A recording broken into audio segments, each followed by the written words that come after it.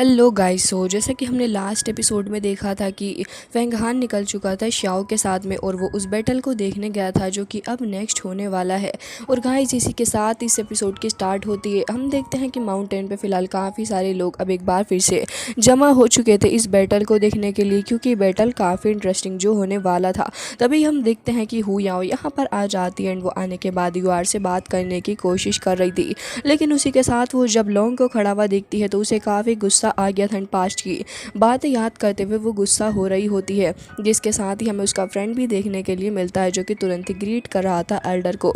तभी यहाँ पे हम देखते हैं कि एल्डर अब फिलहाल अनाउंसमेंट का इंतजार कर रही थी। अब एल्डर यहाँ पे अनाउंस करते हैं कि अगला बैटल याओ एंड लोंग के बीच में होगा, जो कि एक काफ़ी इंटरेस्टिंग बैटल होने वाला था।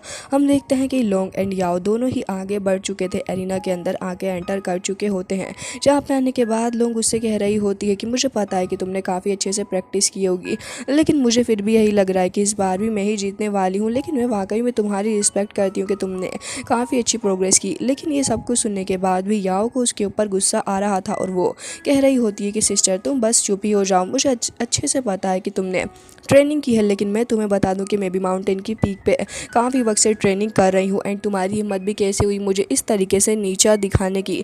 इसका बदला तुमसे ज़रूर सही लिया जाएगा, जो कि आज मैं लेने के लिए तुम्हारे सामने भी खड़ी हुई हूँ। ये कहते वो तुरंत ही अपना एरो एंड बाव निकाल लेती है। ऐसा लग रहा था कि याओ के दिल में काफ़ी गुस्सा है लोंग को लेकर, लेकिन लोंग बेचारी कुछ भी नहीं कहती, बल्कि वो अपने फर्स्ट अटैक से बच रही होती है। जिसके साथ याओ एक बार फिर से एरो का इस्तेमाल करते हुए फायर एरो थ्रो करती है। लोंग अब एक बार फिर से उस एरो से बच गई थी। इस बार वो पीछे से आके उसके ऊपर अटैक कर रही थी, लेकिन तभी हम देखते हैं कि यहाँ पे एक बार फिर से याओ अटैक पे अटैक करे जा रही थी। तो फिर लोंग को एक शील्ड बैरियर बनाना ही पड़ता है जो कि आइस क्रिस्टल से बना हुआ था। याओ उसे भी तोड़ के आगे निकल जाती है और फिर हम देखते हैं कि अच्छा खासा क्लेश ये दोनों आपस में एक दूसरे के साथ कर रही थी। याओ अपने उसी वेपन का इस्तेमाल करते हुए मल्टीपल अटैक्स कर रही होती है एंड अभी फिलहाल तो लोंग को देख के ऐसा लग रहा था कि वो शायद जान के ही नहीं कर रही है सीरियस होकर फाइट, क्योंकि अगर लोंग चाहे तो वो कुछ ही देर में उसे हरा सकती है। जिसके साथ ही वो तुरंत अपने क्रिस्टल्स को समन करती है एंड फिर उन्हीं का इस्तेमाल करते हुए उसकी फायर को ख़त्म करते हुए एक अटैक भी कर डालती है। जिसके साथ ही फाइनली वो उसकी तारीफ भी कर रही थी और ये भी कहती है कि सिस्टर हो याओ तुमने वाकई में काफ़ी अच्छे से प्रोग्रेस किया है, मैं काफ़ी खुश हुई। लेकिन याओ तो यहाँ पे पूरे तरीके से फंस के ही रह जाती है उन क्रिस्टल्स के अंदर। लोग उससे अभी भी यही कह रही थी कि मुझे लग रहा है कि तुम्हें अपनी इस एरोगेंस को थोड़ा कम करना चाहिए। लेकिन ये कहते साथ ही तुरंत ही याओ अपने हाथों को उन आइस क्रिस्टल से निकाल लेती है और फिर उसके बाद कह रही थी कि मुझे पता है कि तुमने काफ़ी अच्छे से सारे कनेक्शन यहाँ के बड़े लोगों के साथ बनाए हैं, लेकिन उस सब के बावजूद भी मैं तुम्हें बताना चाहूँगी कि इस कल्टीवेशन के पाथ के अंदर मैंने अपने आप को पूरे तरीके से झोंक दिया है। मैंने अपनी जान तक लेनी चाहिए सिर्फ और सिर्फ इस कल्टीवेशन के चक्कर में मैंने एक हद तक कल्टीवेट किया है। एंड इसी के साथ वो कह रही थी कि अब मैं तुम्हारे साथ और अच्छे से नहीं रह सकती, तुम्हारी ये हिपोक्रेसी ये भी कभी ख़त्म नहीं होगी। और मैं तुमसे एक बार फिर से कहती हूँ कि मेरे ऊपर मर्सी शो बिल्कुल भी मत करना, क्योंकि मैं तो अपनी पूरी पावर के साथ तुम्हारे साथ फाइट करूँगी। देश के साथ ही अब वो कह रही थी कि अब देखो तुम्हारा क्या हाल करती हूँ। एंड इसी के साथ वो रेडी हो चुकी थी अटैक करने के लिए। लोग एक बार फिर से क्रिस्टल्स बना लेती है, लेकिन हम देखते हैं कि इस बार तो वो उन क्रिस्टल्स का सहारा लेते हुए ही आगे बढ़ रही थी अपने उसी स्पीयर को लेके जो कि फायर से बना हुआ था। हालांकि लोग एक बार फिर से उससे हट जाती है, लेकिन काफ़ी बार अटैक करने के बाद लोग फाइनली उसको हिट करती है किक मार के।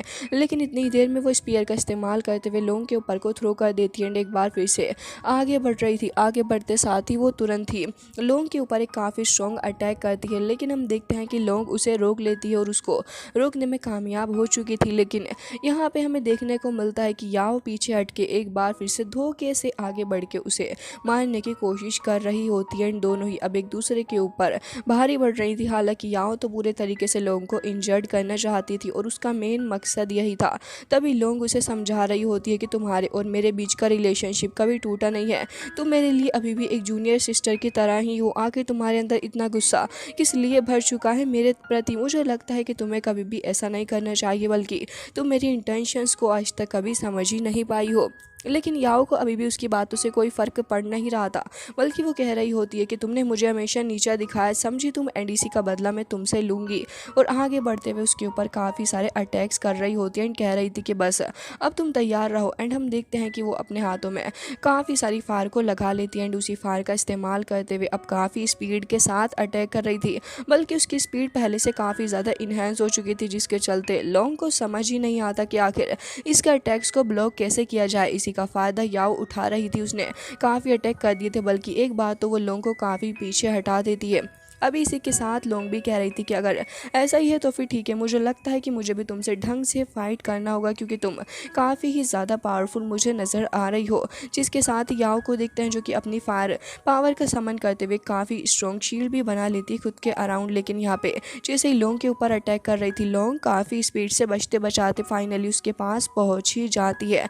लेकिन अभी भी यहाँ पे लोंग ने अटैक स्टार्ट करना शुरू नहीं किया था, बल्कि वो तो यहाँ पे वेट कर रही होती है, क्योंकि जब इतने सारे अटैक याओ कर देगी तो एक मोमेंट पे वो थक ही जाएगी। और ऐसा होता भी है, जब वो थोड़ी सी टायर्ड होती है तो फिर उसी का फ़ायदा लोंग उठा लेती है। बट इसके बाद सरप्राइजिंगली वो अपनी उसी एरो का इस्तेमाल करते हुए फ़िलहाल तो काफ़ी सारी फायर को गैदर कर रही थी, तो फिर लोंग ने भी अपनी सोर्ड का इस्तेमाल किया और फिर एक स्पिरिचुअल ड्रैगन को समन कर लेती है। वो ड्रैगन काफ़ी स्ट्रॉन्ग नज़र आ रहा था एंड जैसे ही याओ ने अपने स्पिरिचुअल वेपन का इस्तेमाल करते हुए ढेर सारी फायर को थ्रो करना स्टार्ट किया, तो फिर लोंग का ड्रैगन ज़्यादा स्ट्रॉन्ग साबित होता है, क्योंकि वो काफ़ी सारी आइस थ्रो करता है एंड फायर खत्म हो गई थी एंड पूरे तरीके से याओ अब कैद हो चुकी थी एक बार फिर से आइस क्रिस्टल्स के अंदर।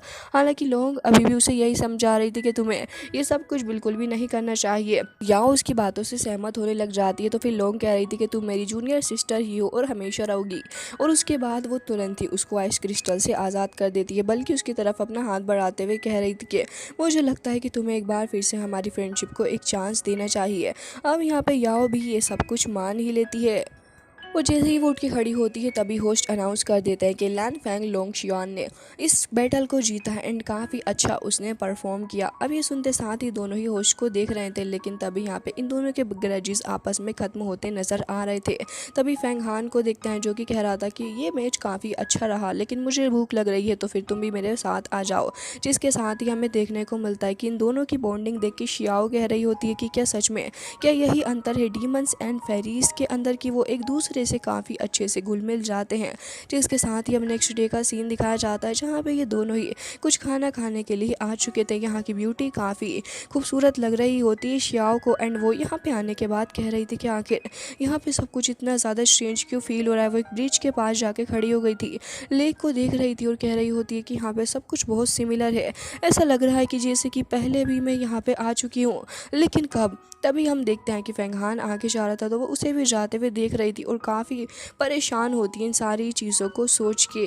हम देखते हैं कि फैंग तो यहाँ पे खड़ा हो गया था और वो ट्री को देख रहा होता है, लेकिन उस ट्री को देखने के बाद तो अभी फ़िलहाल शियाओ की हालत और भी ज़्यादा ख़राब हो चुकी थी, बल्कि उसे तो कुछ पास्ट की मेमोरीज़ आने लग जाती हैं और सब कुछ उसे याद आ रहा था कि कैसे यहाँ पे पास्ट में काफ़ी अच्छी लाइफ फैंग की रही थी। एंड ये सब कुछ सोचते हुए वो आगे की तरफ को बढ़ने लग जाती है, उसी रास्ते को फॉलो कर रही थी जहाँ पे फैंग अक्सर जाया करता था। मैं आ चुकी थी जहाँ पे फैंग और वो उसके लवर पहले आए हुए थे। अब यहाँ पे आने के बाद उसे और भी ज़्यादा कनेक्टेड इस रूम से फील होने लग गया था, हर एक चीज़ को काफ़ी ज़्यादा गहराई के साथ वो फील कर पा रही थी। तभी हमें देखने को मिलता है कि यहाँ से वो कुछ स्टिक वगैरह उठा लेती है और फिर उसे पास्ट की भी कुछ मेमोरीज़ आ रही थी, बल्कि फ्लावर पोट के पास जाके देखने लग जाती है। एंड फिर वहाँ पे जो फ्लावर रखे हुए थे उन्हें टच भी कर रही थी और कह रही थी कि आखिर ये सब कुछ हो क्या रहा है, क्या ये हेलुसिनेशन है एंड मुझे हो भी क्यों रहा है, मेरा इससे क्या ही लेना देना। जिसके साथ ही अब हमें देखने को मिलता है कि फैंग भी रूम के अंदर आ चुका था और वो आने के बाद कह रहा होता है कि आखिर ये हो क्या रहा है, ये होंगी वाले रूम में कैसे आ गई होंगी और मैं भी तो इसी रूम में आए थे। लेकिन वो इन सब चीज़ों को इग्नोर करके बैठ जाता है सीट पे एंड कह रहा था कि अनकॉन्शियसली पूरा का पूरा एक साल निकल चुका है। लेकिन हमें देखने को मिलता है कि वो उन्हीं स्टिक्स को उठा लेता है जो कि फ़िलहाल शियाओ ने निकाली हैं, उन्हें पूल के अंदर डाल देता है। एंड हमें देखने को मिलता है कि वहाँ पे फिशेज़ उनको लेके जाने लग गई थी, कुछ अजीब सा सिस्टम था इस जगह का। एंड हमें देखने को मिलता है कि यहाँ पे कमल खिलते उसके अंदर से वाइन आने लग गई थी। ये देख के तो वो हैरान थी, लेकिन यहाँ पे फैंग तुरंत ही उठा के ड्रिंक करने लग जाता है। तभी हमें देखने के लिए मिलता है कि वहाँ पे एक बंदा आ जाता है जिसका नाम ली था और वो कह रहा होता है कि ब्रदर कैसे हैं आप, लेकिन फैंग तो उसके ऊपर ध्यान नहीं दे रहा था बल्कि तुरंत ही चिकन उठा के उसको खाना स्टार्ट कर देता है। लेकिन तब भी वो बंदा अभी भी यही कह रहा था कि ब्रदर मेरा नाम लिनियान है और मैं स्पेशली आपसे मिलने के लिए आया हूँ, जिसके साथ ही यहाँ पे फ़िलहाल तो फैंग समझ चुका था कि वुहान यूनिवर्सिटी से आया है, लेकिन अभी भी वो उससे बातचीत नहीं कर रहा था। लिनियान अभी भी बातें करने की कोशिश कर रहा था। तो फिर श्याओ कहती है कि मैंने तुम्हारी जूनियर सिस्टर को पहले भी देखा एंड वो काफ़ी अच्छी है। ली उसी की बातें सुनने के बाद तारीफ़ों के लिए काफ़ी थैंक्स भी बोल रहा था। तो फिर श्याओ कह रही थी कि अरे ऐसा कोई भी मसला नहीं है। तभी ली कह रहा होता कि ब्रदर फैंग मैं आपको यहाँ पे रिमाइंड कराने के लिए आया हूँ कि प्लीज़ ये नानथियान से दूर रहिएगा, वो बंदा काफ़ी ख़तरनाक लग रहा है मुझे। लेकिन अभी भी फैंग उसकी बातों को इग्नोर करे जा रहा था। ली भी एकदम ही अजीब टाइप का बंदा था, वो अभी भी नहीं रुक रहा होता बल्कि वो तो लगातार बातों पे बातें करे जा रहा होता है। तो फिर फैंग फाइनली उससे कह देता है कि देखो हुआ तियान एंड मैंने दोनों ने ही 10 साल का एग्रीमेंट बनाया कि उसके साइड के लोग ना मुझे परेशान करेंगे और ना मैं उन्हें। तो फिर तुम फिलहाल कौन होते हो हमारे बीच में बोलने वाले? तो मुझे तो ऐसा लग रहा है कि तुम कुछ और ही करने की कोशिश कर रहे हो। वो गुस्से से ही सब कुछ कह रहा था, लेकिन यहाँ पे वो कह रहा होता है कि मैं काफ़ी सिंसियरली यहाँ पे आया था आपको बताने के लिए, क्योंकि मुझे पता है कि आप एक काफ़ी अच्छे इंसान हैं एंड वैसे भी मुझे इन सारी चीज़ों की काफ़ी ज़्यादा वैल्यू है।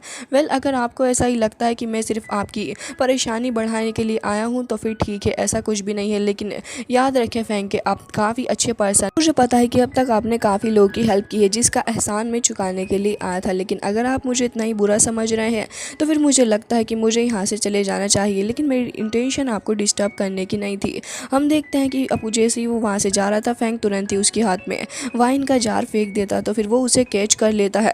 लेकिन फैंग तो कहा तो बिहेवियर अब काफ़ी चेंज हो गया था, बल्कि कह रहा होता है कि आखिर तुम ड्रिंक नहीं करोगी क्या? अब यहाँ पे हम देखते हैं कि लिन भी इसके लिए मान गया था। तो फिर फैंग काफ़ी अच्छे से खुश होते हुए ड्रिंक को पीने लग गया था। तो फिर लिन भी वहाँ से जार को हटा के खुद ही ड्रिंक करने लग जाता है। श्याम भी कह रही होती है कि अच्छा तो तुम दोनों यहाँ पे ड्रिंक कर रहे हो तो फिर मैं भी ड्रिंक करूँगी। एंड ये तीनों ही काफ़ी खुश थे। हालांकि लिन कह रहा होता है कि लड़की क्या मैं आपसे पूछ सकता हूँ कि आखिर आपका नाम क्या है? तो बताने लग जाती कि मेरा नाम शियाओ फैंग है एंड मैं मेड हूँ मिस्टर फैंगी। तभी वो कह रहा था कि अच्छा लेकिन आप काफ़ी ज़्यादा एक्स्ट्रा ऑर्डिनरी नज़र आती हैं, मतलब कि बाकी सारी मेड्स की तरह तो आप बिल्कुल भी नहीं लग रही। तो फिर श्याओ वहीं पे बैठ जाती है अपनी तारीफ़ें सुनने के लिए और कह रही होती है कि वैसे आपके अंदर भी एक तारीफ़ वाली बात ज़रूर से कि आप कुछ ज़्यादा ही बोलते हैं। ये सुनते ही लिन हंसने लग गया था और कह रहा होता है कि ऑफ कोर्स, और एक बार फिर से ड्रिंक करने लग जाता है। हालांकि इसी के साथ यहाँ पे फैंग ने अपनी ड्रिंक को फिनिश कर लिया था, तो वो जार को उल्टा करके दिखा रहा होता है कि देखो। तो फिर यहाँ पे लिन भी उसको दिखाने लग गया था अपना जार। हालांकि दोनों ही काफ़ी अच्छे बिहेवियर से एक दूसरे से बात करने की कोशिश कर रहे होते। हालांकि जब से ये सीज़न स्टार्ट हुआ है तब से मैंने अब तक फैंग को बिल्कुल भी मुस्कुराते नहीं देखा, लेकिन ऐसा पहली बार हो रहा है इस सीज़न के अंदर कि फैंग इतना ज़्यादा खुश नज़र आ रहा होता है। बल्कि वो काफ़ी ज़्यादा हंस भी रहा था। यहाँ पे उसे काफ़ी पसंद आ रही थी लिन की कंपनी, जिसके चलते वो आज काफ़ी खुश था और श्याओ भी उसे देख के थोड़ी खुश तो नज़र आ ही रही थी।